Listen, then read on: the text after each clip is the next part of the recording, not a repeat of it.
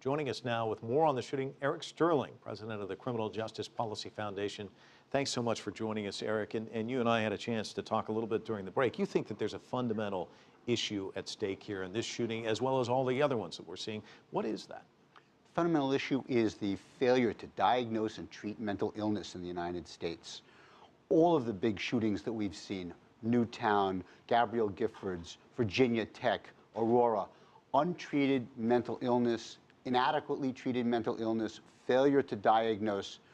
Across the country, public health, mental health services have been cut back because of our economic recession, cutbacks in government services. We see this in the county where I do my work. And so we also have to change the stigma around this. You know, right now, folks, suspect somebody's in trouble. They're a little alarmed, and their only option is to call the police, and they don't want to have a SWAT raid. They don't want to call a SWAT team on their neighbor.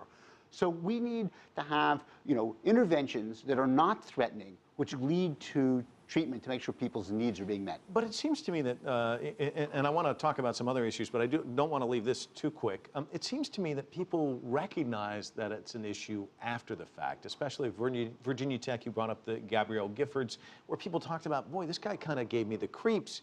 But what do you look for as a citizen that may tip you off? The person may be acting peculiar and they may never do anything. I mean, how do you know? Sure. And so essentially, most people who suffer from mental illness are not violent and they're not dangerous. And I don't want to, by any means, create some sense that there's an identity between people with untreated mental illness and violence. What I want to say is that these are cases where, if we're concerned about how to prevent them, we do have to be more aggressive in acting on our hunches and then following through. The professor at Virginia Tech said, we just didn't follow through with this young man who was clearly mentally ill. That's a key part of it.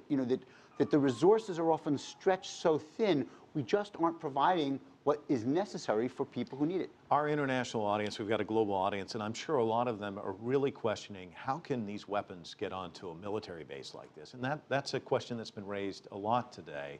No easy answers there either, I guess.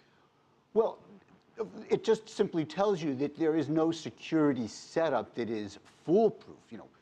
Take somebody else's identification. I mean, we all know that in the ordinary routine with thousands of people going through security, a security guy gets distracted. He doesn't read someone the right way and waves them through. He's not thorough in the search. This happens at airport security. It happens, in security situations all the way. We all know that.